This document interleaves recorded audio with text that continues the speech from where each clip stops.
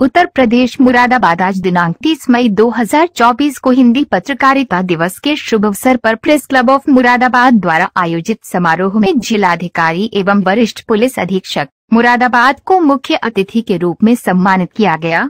इस अवसर पर वरिष्ठ पुलिस अधीक्षक मुरादाबाद द्वारा स्वतंत्रता संग्राम के दौरान अंग्रेजी हुकूमत के खिलाफ जन जन को जागरूक करने और आजादी के बाद देश के विकास एवं नवंबर निर्माण में हिंदी पत्रकारिता के अभूतपूर्व योगदान को याद करते हुए हिंदी पत्रकारिता के उज्जवल भविष्य की कामना की गई। सभी पत्रकारों का सम्मान किया गया एवं सभी पत्रकारों में पत्रकारिता के क्षेत्र में अपनी अपनी चर्चा के लिए दिखाते हैं। पूरी खबर न्यूज 7 गंगा प्लास मुरादाबाद से कैमरा में सुमित राणा के साथ श्रीपाल सिंह राणा की रिपोर्ट।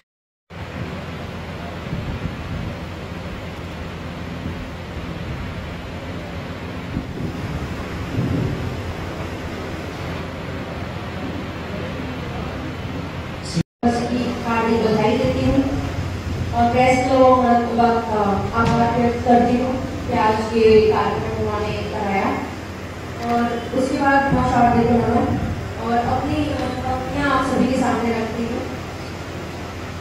जैसे कि बताया गया है कि आज सामाजिक मुद्दों पर अपने विचार व्यक्त करते हैं, तो युवा के होकर पहले युवा की समस्या से आप सभी को रूबरू कराती हूँ और उसके बाद उसके समाधान का आपको कि सबसे बड़ी युवा की जो समस्या है वो होती है बेरोजगार।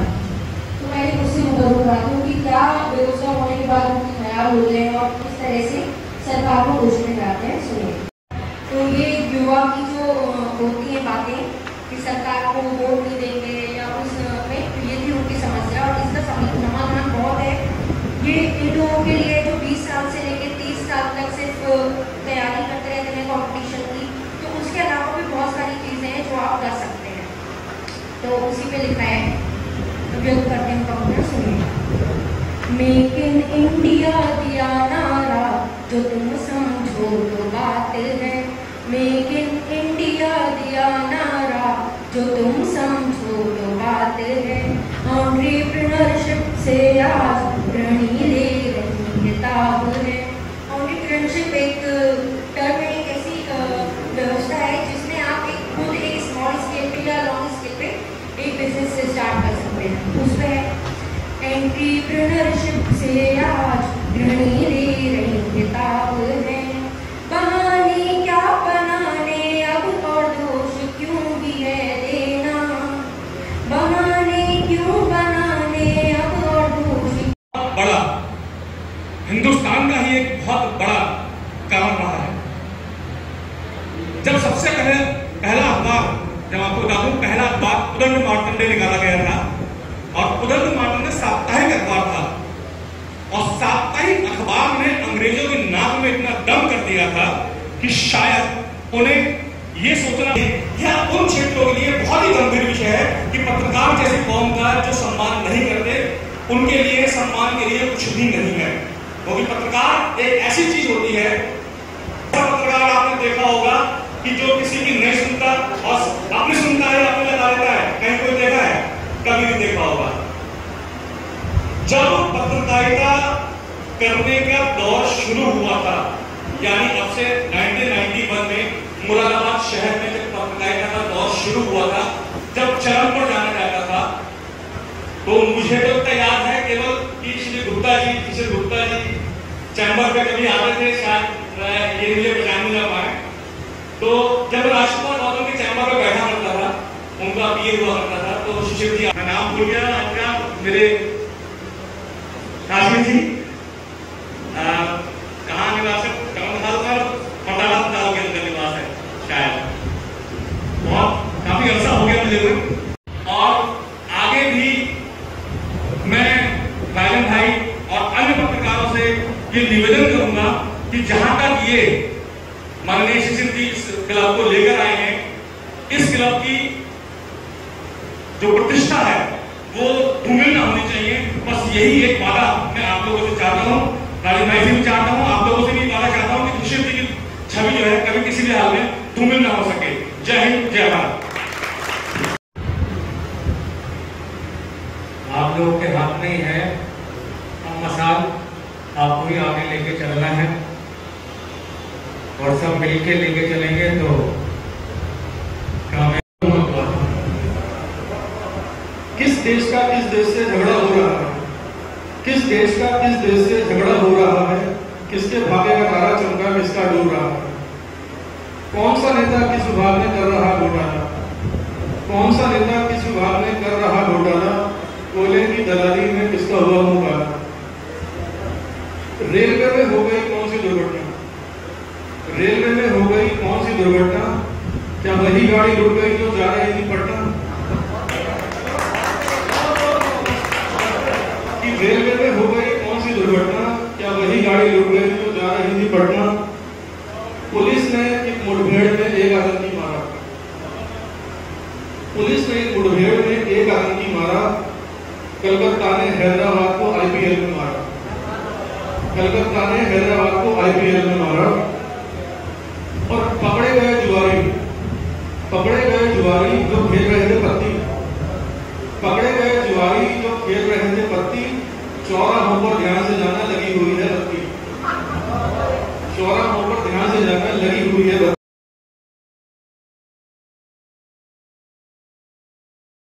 आप किस तरह से टैंक में समाये हुए हैं और किस तरह से मेरा देश अद्भुत है, निराला है, करता है, लिखने की कोशिश की है। सुनिएगा कि मेरा देश निराला है, मेरा देश निराला है, मेरा देश निराला है, मेरा देश निराला है।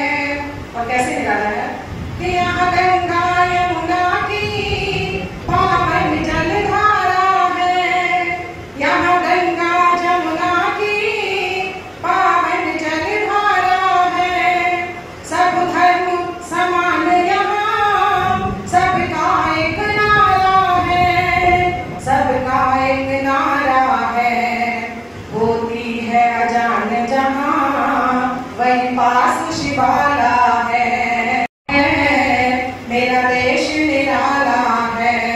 और अगली पंक्तियां कि राधा साध है कहीं, कहीं तप है सीता सा, राधा साध है कहीं, कहीं तप है सीता सा, कहीं रामायण सा प्रेम, कहीं ज्ञान है गीता सा, कहीं ज्ञान है गीता सा, कहीं राम सी मर्यादा।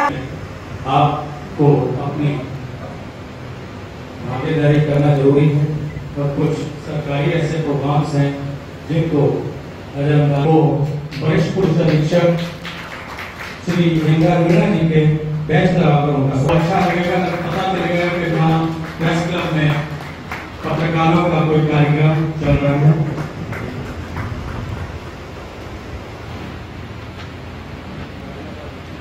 मैं महिमा अग्रवाल से लोक बंधु मंच पर आए और माननीय जिलाधिकारी महोदय का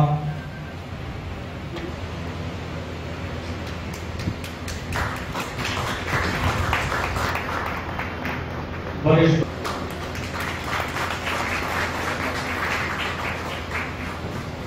धन्यवाद। और उपस्थित सभी अतिथिगण, हमारे सभी वरिष्ठ प्रशासनिक अधिकारी और सभी पत्रकार भाई बहनों को सर्वप्रथम पत्रकारिता दिवस की बहुत बहुत बधाई।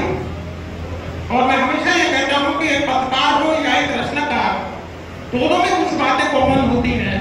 और वो कॉमन बातें ये हैं कि दोनों के ही हाथों में कलम होता है, कागज होता है और दिल में कुछ भाव होते हैं। मैं पत्रकारिता के और कलम के सभी शूरवीरों को समर्पित करते हुए कुछ मुद्दा रखता हूँ। देखिएगा, एक अखबार किस प्रकार का होना चाहिए, हम अखबार से क्या अपेक्षा करते हैं। देखें, अंतस में उजली आशा का रच दे सुंदर संसार सके, उजली आशा का रच दे सुंदर संसार सके, दीवारों से ऊपर उठकर बांटे सबको ही प्यार सके, मुद्दों पर हो जो मुखर सदा, शब्दों से फूटे सच्चाई, मुद्दों पर हो जो मुखर सदा,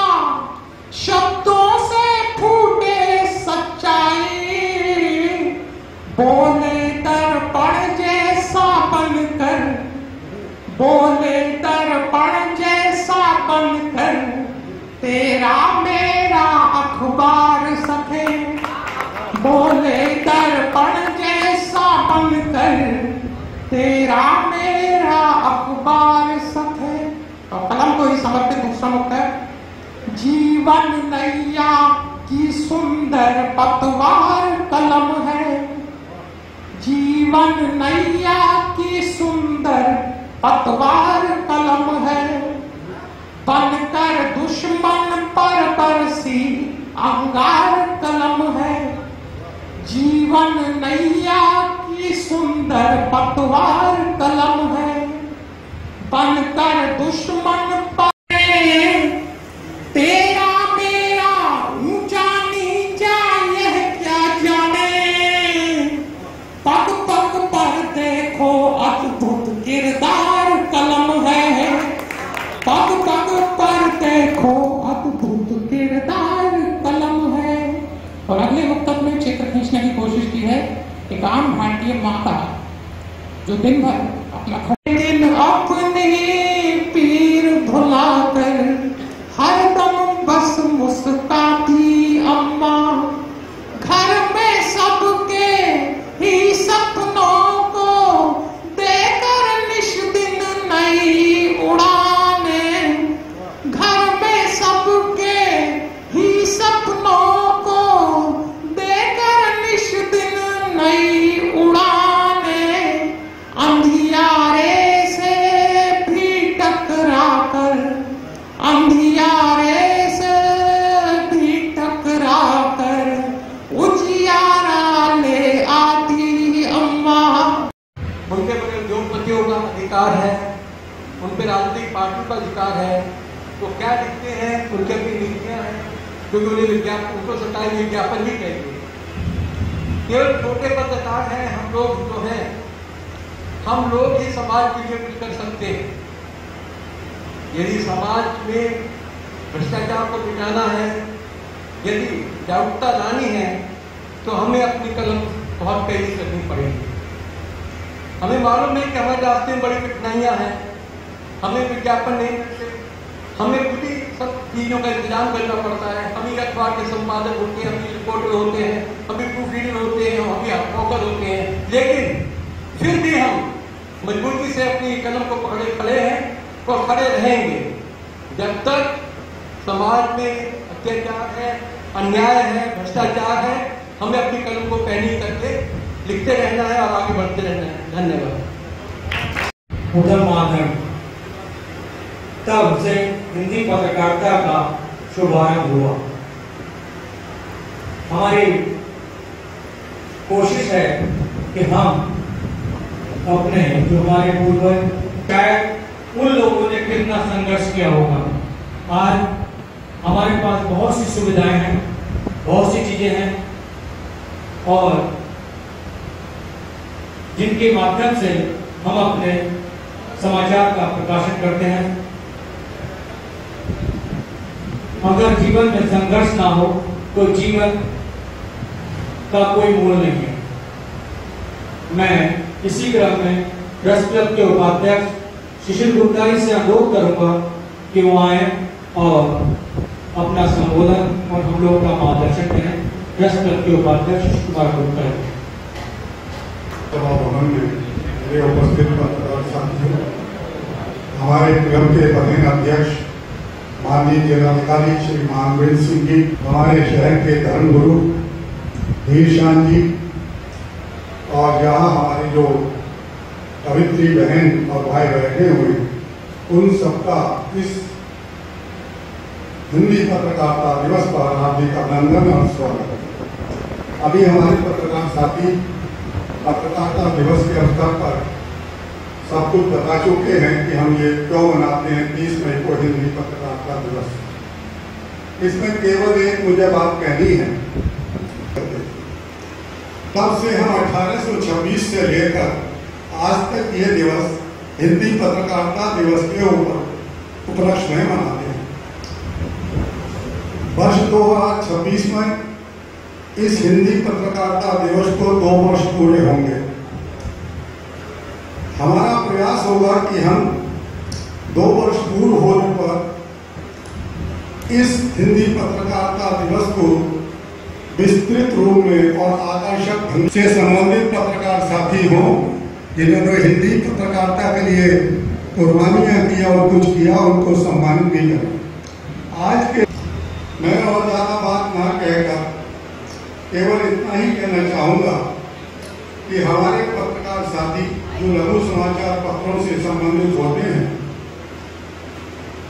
उनको ना तो पूंजीपति का संरक्षण मिलता है ना सरकार का संरक्षण मिलता है। जो बड़े बड़े उद्योगपति हैं और जो इस पत्रकारिता के क्षेत्र में केवल इसलिए आए हैं कि वे इसके माध्यम से अपने उद्योगों को बचा सकें, प्रधानमंत्री मुख्यमंत्री से अपने संपर्क कर अपने उद्योगों को बढ़ावा दे सकें, उन्हीं को प्रदेश और केंद्रीय स्तर पर विज्ञापन का सहयोग भी किया जाता है, जबकि वास्तव में लघु समाचार पत्र भी इसके अधिकारी हैं जो आर्थिक रूप से भी कमजोर होते हैं और जिनका अन्य कोई व्यवसाय नहीं होता।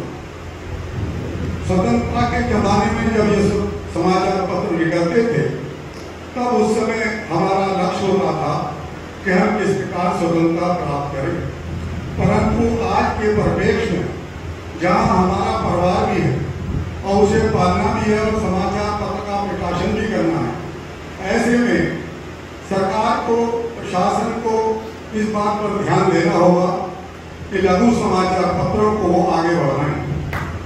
और अगर लघु समाचार पत्रों को वो लोग आगे नहीं बढ़ा पाते हैं तो फिर तो कोई बात ही नहीं है। आप पूंजीपतियों को सहयोग करते रहिए और पत्रकारिता का जो मापदंड है वो स्वतः समाप्त हो जाएगा। मैं सन 73 से पत्रकारिता क्षेत्र में हूँ। उस समय हमारे जनपद में 3-4 पत्र साप्ताहिक निकलते थे और उन 3-4 साप्ताहिक पत्रों की इतनी धूम थी कि पूरी जनता को मान सम्मान देती थी, परंतु आज इस पत्रकारिता के क्षेत्र में इतनी भीड़ आ चुकी है कि लोग उनको हेय दृष्टि से देखने लगे। इसका कारण क्या है, इसके लिए भी हमें आपको विचार करना होगा, क्योंकि पत्रकारिता ऐसा क्षेत्र नहीं कि आप पत्रकारिता में आए ही। अगर आपका मन ये कहता है कि मैं पत्रकारिता के लिए, समाज के लिए, देश के लिए कुछ करना चाहता हूं, तभी आप इसमें आए और पहले ये सोच लें कि मैं उस समय तक मेरी आर्थिक स्थिति है कि उस समाचार पत्र का प्रकाशन कर सकता हूँ, तभी इस क्षेत्र में आए, वरना कोई आने की आवश्यकता नहीं है। मेरा ये मानना है। अगर मेरे किसी साथी को मेरी बात बुरी लगती हो तो मैं इसके लिए माफी चाहता हूँ, परंतु मैं साफ बात कहने का पक्षधर रहा हूँ। मैं इतनी बात कहकर अपनी बात को समाप्त करूंगा कि सरकार ने पिछले दिनों 60 वर्ष के ऊपर के पत्रकारों के लिए, जो मानदार पत्रकार हैं, उनके लिए 5,000 रुपये की पेंशन की घोषणा 2 वर्ष पूर्व की थी, परंतु आज 2 वर्ष से अधिक हो चुके, फॉर्म भी भरे जा चुके, लेकिन प्रदेश में ये योजना लागू नहीं हो सकती। हम नहीं समझ पा रहे कि ये योजना क्यों लागू नहीं हो। मानदाता पत्रकारों के लिए 5 लाख तक का मुफ्त इलाज की घोषणा भी प्रदेश सरकार द्वारा की गई थी, इसको भी 2.5 वर्ष से अधिक हो गया। दोनों ही योजना अभी तक क्रियान्वित नहीं हुई। पूरे प्रदेश में मैं समझता हूं जैसे बंगला जनपद में मात्र 2 या 3 पत्रकार ऐसे होंगे जो इस श्रेणी में आते हैं और जिनकी सूची गवर्नमेंट को भेजी गई थी। इसी तरह से मैंने जो जायजा लिया वो ये लिया कि जिन्हें जनपद में 2 या 3 पत्रकार ही ऐसे हैं जो उस श्रेणी में आते हैं। इस तरह से कुल मिलाकर मैं समझता हूँ 200 से अधिक पत्रकार नहीं होंगे। क्या कारण है मैं नहीं समझ पाया कि हमारी प्रदेश सरकार 200 पत्रकारों को भी 5,000 रुपये प्रतिवर्ष की पेंशन नहीं दे पाए। ये बड़ा दुख का विषय। ना ही 5 लाख का जीवन बीमा वो अभी तक दे पाए। ऐसी स्थिति में पत्रकार किस ढंग से काम करे, क्या करे, कुछ समझ में नहीं आता। मैं अपनी बात को यही समाप्त करते हुए पुनः प्रदेश सरकार के अधिकारियों तक ये बात पहुंचाना चाहता हूं कि वे नकली समाचार पत्र के विज्ञापनों की ओर ध्यान दें और जो भी उनकी समस्या हो उनकी ओर ध्यान दें। एक और बड़ी विडंबना जो प्रदेश में मुझे देखने को मिली वो ये है कि पहले सूचना निर्देशालय सीधे समाचार पत्रों को विज्ञापन देता था, परंतु अब पिछले 6 माह से ये विज्ञापन एजेंसियों के माध्यम से दिए जाने लगे।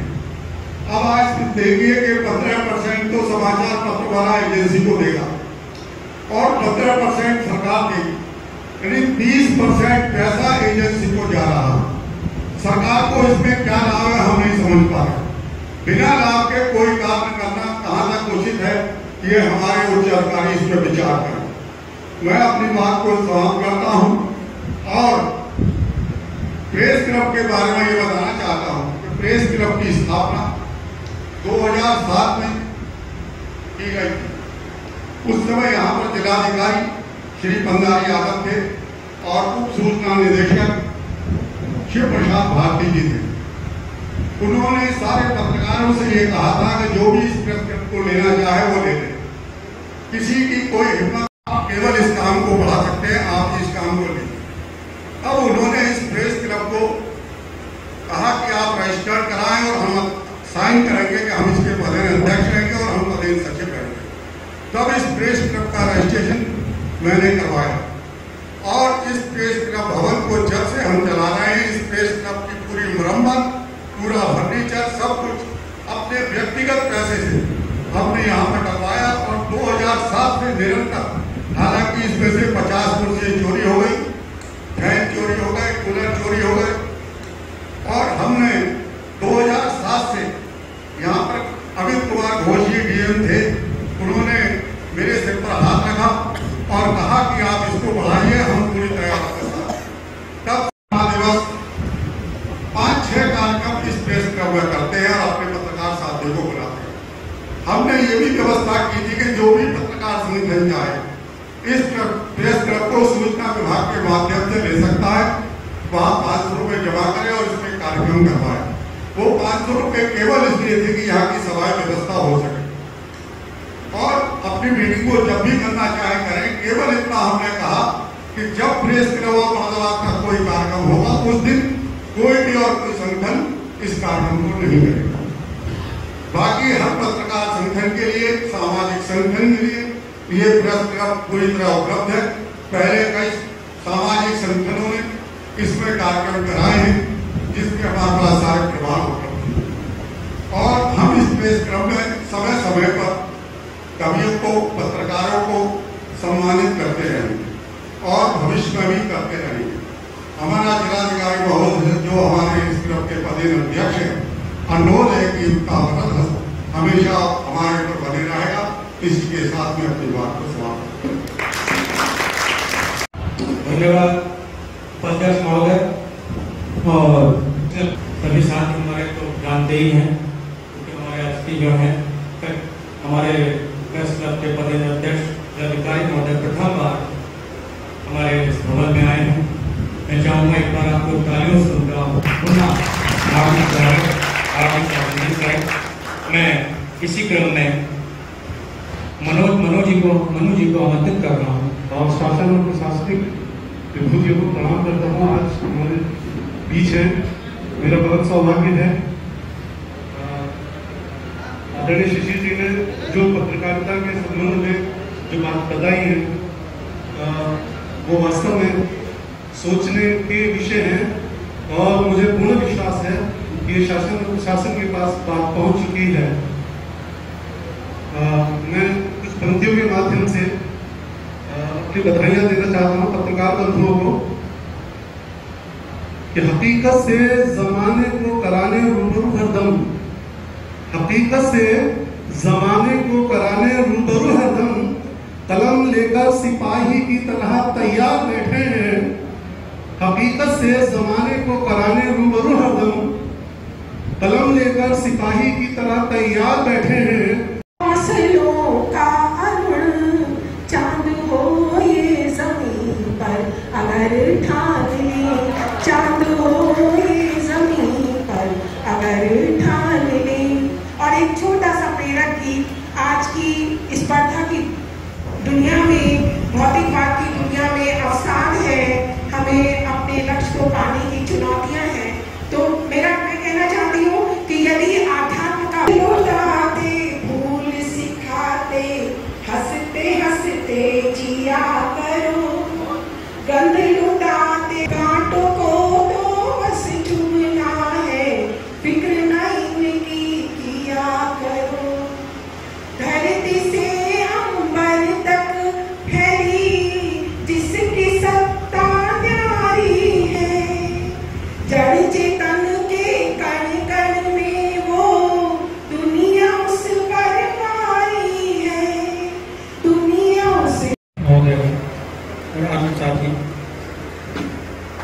देखिए आज के दौर में हम सब लोग मैं कहूँगा कि एक ऐसे दौर में हम लोग जी रहे हैं जहाँ पे पुरानी जो चीज़ें हैं वो धीरे धीरे छूटती जा रही है और नई जो चीज़ें हैं टेक्नोलॉजी वो आगे बढ़ती जा रही है। और उसका ये एक तरीके से ये संक्रमणकालीन दौर है जिसमें कि जो पीछे की जो चीज़ें हैं जिनकी उपयोगिता आज के समय में ख़त्म हो गई है वो एक तरह से विलुप्त प्राय हो जानी है और हो रही है। उसी तरीके से जो प्रिंट मीडिया है, इलेक्ट्रॉनिक मीडिया आप लोग देख रहे हैं कि बहुत जल्दी पहले प्रिंट मीडिया को इलेक्ट्रॉनिक मीडिया ने मात दिया और अब धीरे धीरे सोशल मीडिया ने इलेक्ट्रॉनिक मीडिया के भी ऑलमोस्ट सभी चैनल्स को बंद सा ही कर दिया है। अभी कोई आदमी रेगुलर मुझे तो लगता नहीं कि कोई घर पे टीवी में न्यूज़ देखता होगा, क्योंकि हम लोग सब लोग मोबाइल पे आके केंद्रित हो गए हैं। तो ये एआई का ज़माना है, आर्टिफिशियल इंटेलिजेंस का, और यहाँ पे हम लोगों को इसके साथ में कदम से कदम मिला के चलना पड़ेगा, तभी जाके जो चीज़ें हम लोग कर रहे हैं या आप लोग जो कर रहे हैं पत्रकारिता, ये तभी आगे बची रह पाएंगी। और दूसरी चीज़ मैं ये कहूँगा कि जो अभी आप लोग कह रहे हैं कि छोटे जो पत्र हैं या फिर जो लघु जो पत्र है या साप्ताहिक जो पत्र है उनका क्रेज अभी इतना नहीं रहा है। ऐसा नहीं है, आप लोग अगर उसमें क्वालिटी अच्छी होगी, आपकी पत्रकारिता का अगर स्तर अच्छा होगा तो ऐसा नहीं है कि वो खत्म हो जाएगा। लेकिन मैं देखता हूँ कि जितने भी साप्ताहिक पत्र आते हैं या फिर जो लघु पत्र यहाँ पे छपते हैं उसको हम लोगों को नेगेटिव नहीं लेना चाहिए, लेकिन उनमें पत्रकारिता बची है नहीं। उसमें जिस तरह की चीज़ें छपती हैं, जिस तरह की खबरें छपती हैं, उसमें कहीं कोई रिसर्च नहीं होता है, कहीं कोई शोध नहीं होता है।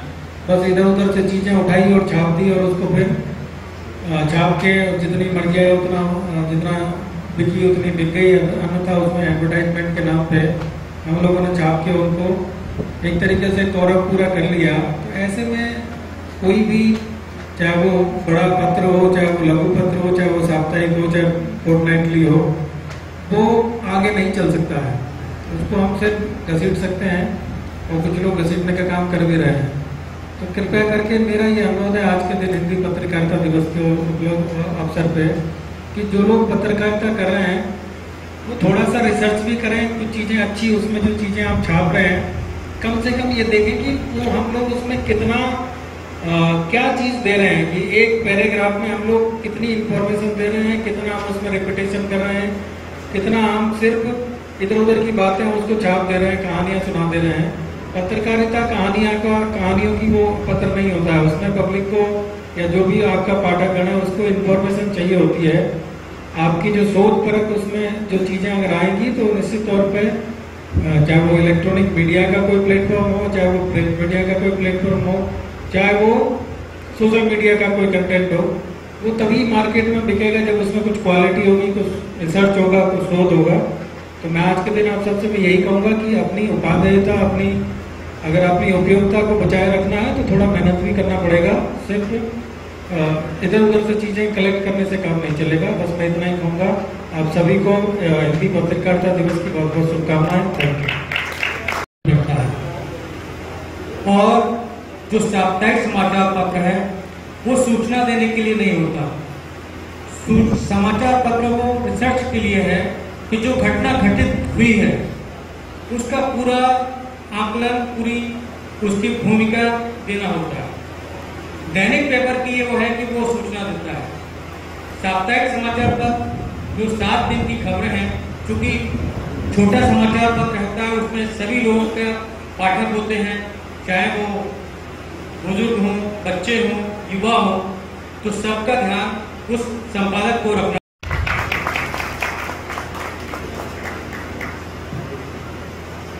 प्रेस क्लब के उपाध्यक्ष जी, कप्तान साहब, यहाँ पर उपस्थित सभी पत्रकार बंधु, छोटे समाचार पत्रों का यह समय एक संकट का दौर है, लेकिन क्योंकि आज आप लोग ऐसे व्यक्ति की जन्म के अवसर पर उपस्थित हैं जिसने पत्रकारिता जगत, हिंदी पत्रकारिता का इनको स्तंभ माना जाता है और माना जाता है कि उन्होंने हिंदी पत्रकारिता को जन्म दिया। हम आज उनके कार्यक्रम में यहाँ पर उपस्थित हैं, लेकिन ये बात बिल्कुल सही है कि छोटे समाचार पत्र संकट के दौर से आज से ही नहीं गुजर रहे हैं, बल्कि पिछले 30-40 सालों से गुजर रहे हैं।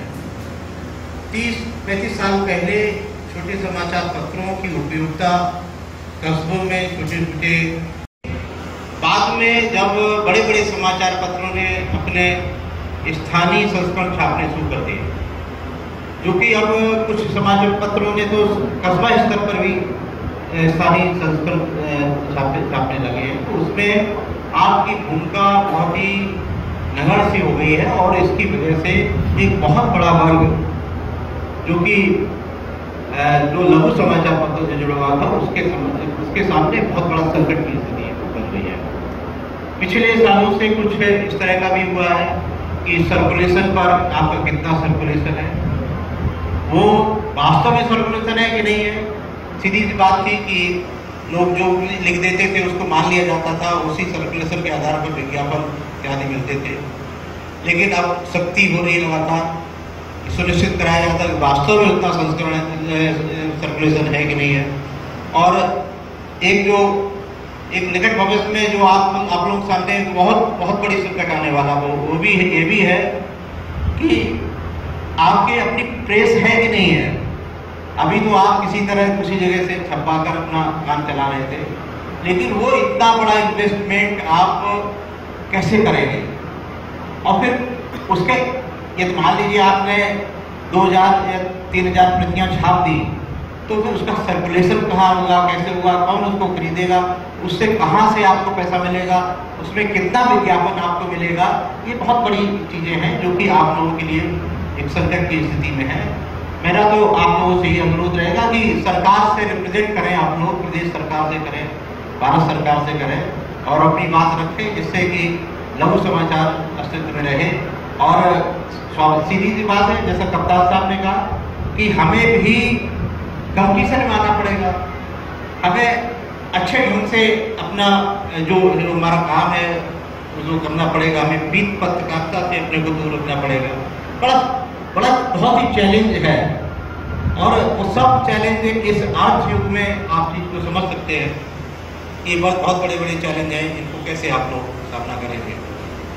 मैं पत्रकारिता सम्मेलन में आया था तो मैं समझता था कुछ लोग समाचार पत्रों के बारे में, इस पत्रकारिता के बारे में बताएंगे, लेकिन मुझे कुछ देर लगा कि मैं किसी कब सम्मेलन में आ गया हूँ। तो ये भी कुछ मुझे जो प्रतीत होता है कि विचारों का भी अभाव पत्रकारिता क्षेत्र में दिखाई देता है। हमें इस प्रेस क्लब में मैं पदेरंजन हूँ, हमें इस सब चीज़ों पर ध्यान देने की आवश्यकता होगी कि हम ऐसे प्रबुद्ध लोगों को भी आगे लाएं जो इन सब चीज़ों को आगे बढ़ाएं और उन प्रबुद्ध लोगों के माध्यम से हम अपनी बात उन तक पहुँचाएं। जब तक ऐसे लोगों को हम लोग पैदा नहीं करें अपने बीच में, उनको ऐसे लोगों को नहीं निखारें, तब तक आपकी बात मजबूती के साथ कहने वाला भी कोई नहीं होगा। मैं एक बार पुनः आप सब लोगों को इस पत्रकारिता दिवस पर बधाई देना चाहूँगा, और मैं ये भी कहना चाहूँगा कि गणेश शंकर विद्यार्थी जी ने जो मूल स्थापित किए थे, जहाँ से ये हिंदी पत्रकारिता का सफर प्रारंभ हुआ था, उस तरफ भी हम लोग गए और उन सब मानदंडों को जो हमारे सामने स्थापित किए गए थे उनको आगे चलते हुए और एक संघर्ष का उनको रास्ता बहुत बड़ा संघर्ष का रास्ता है, इस पर हम आगे चले और अपनी उपयोगिता सिद्ध करें। इस कार्यक्रम में आप लोगों ने बुलाया, इसके लिए बहुत बहुत धन्यवाद। Thank you.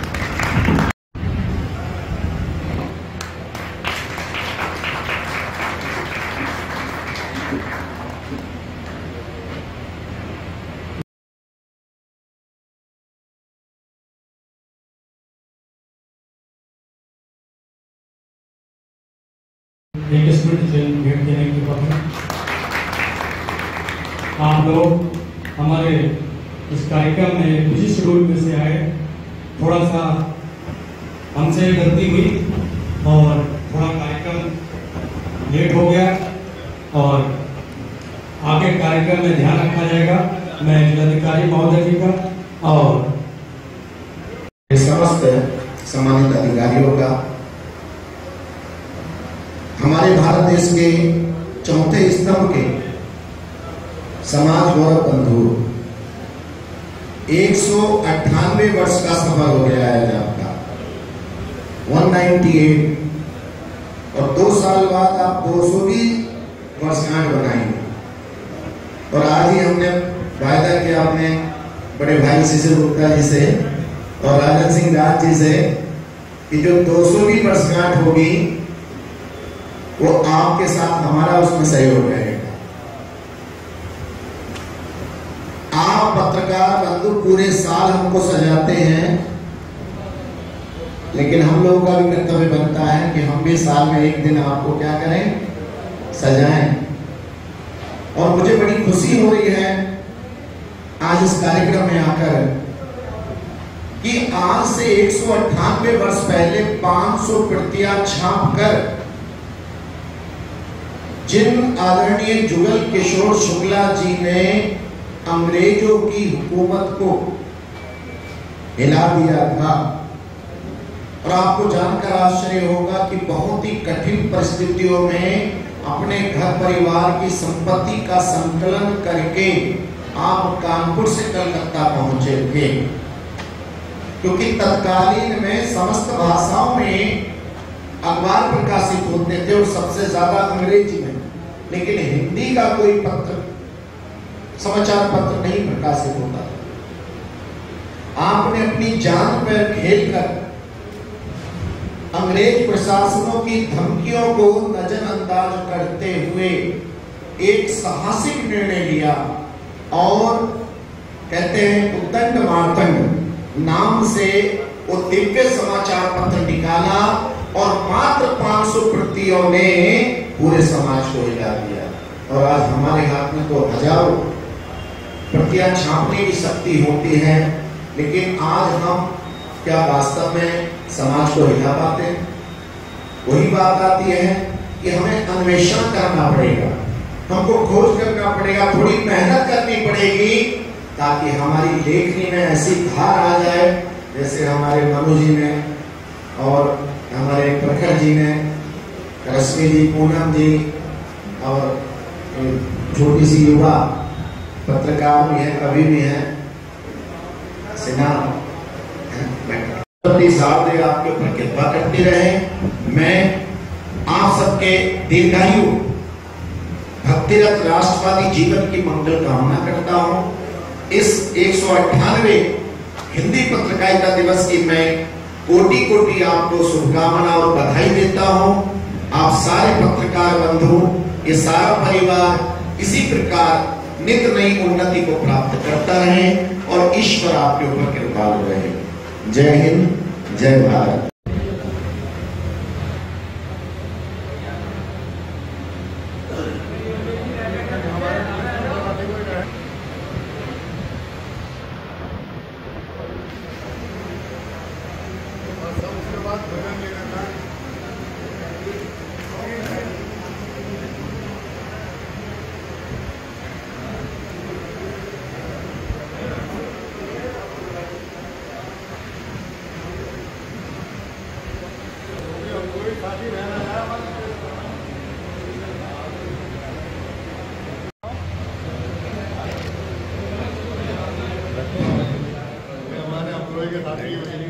एक मिनट नहीं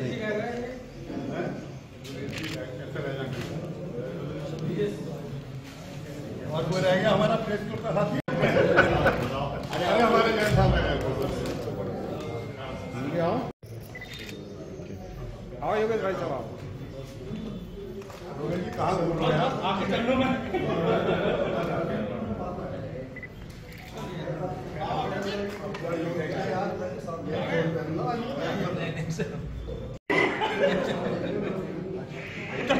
इतने बड़े कैसे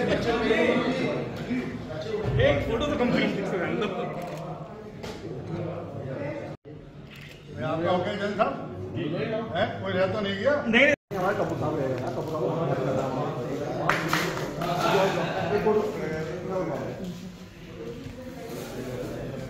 अरे हमारे सतीश जी भी रह रहे हैं। अरे ये तो रहता हमारे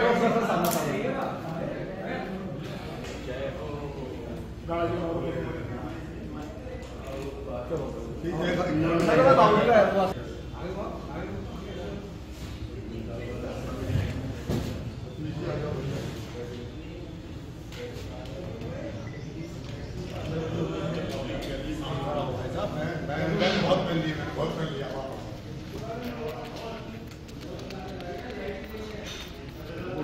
सभी लोग भोजन इससे खींचना है, लाओ यही तो खींचना।